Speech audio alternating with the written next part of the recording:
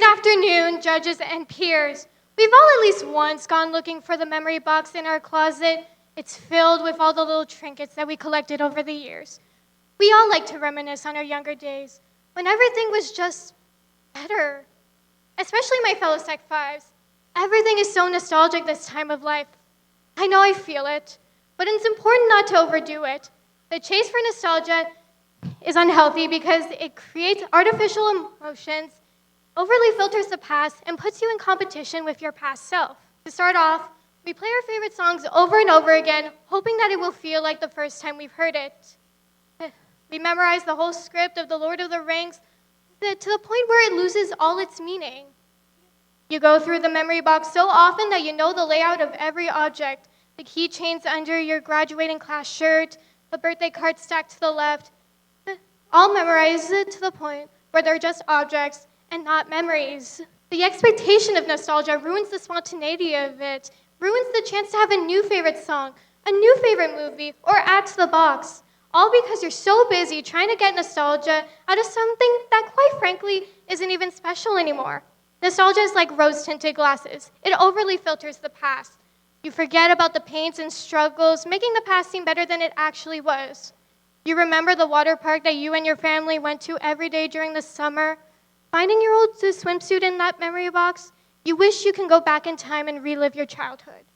What you've conveniently forgotten about was your parents' messy divorce, your siblings sneaking into your room because your parents are in another screaming match. They say they're scared. You may even get nostalgia over something you've never even experienced. I was born in the wrong generation, as the saying goes, when in reality, just because you listen to Aha's Take Off Me off a Walkman doesn't mean that you're ready for the Chernobyl disaster, HIV/AIDS epidemic, the Soviet-Afghan war, the early 1980s recession, or worse, neon spandex. On a similar note, nostalgia puts you in competition with your past self. Looking through the memory box, you find your old 5th grade math competition trophy. You used to be so good.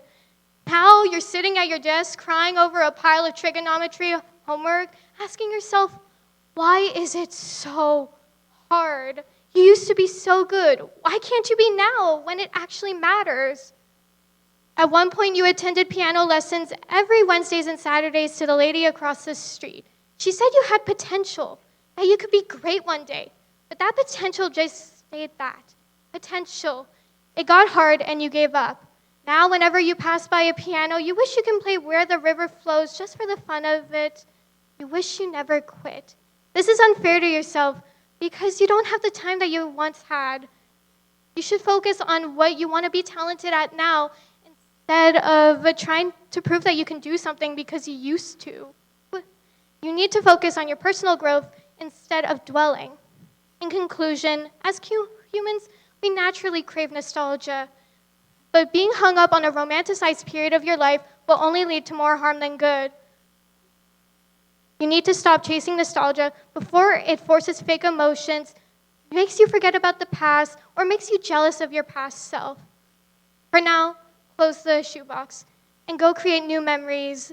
Go cliff jumping with your friends or whatever you're into. Living in nostalgia is comfortable and easy, but you need to live moments worth having nostalgia over.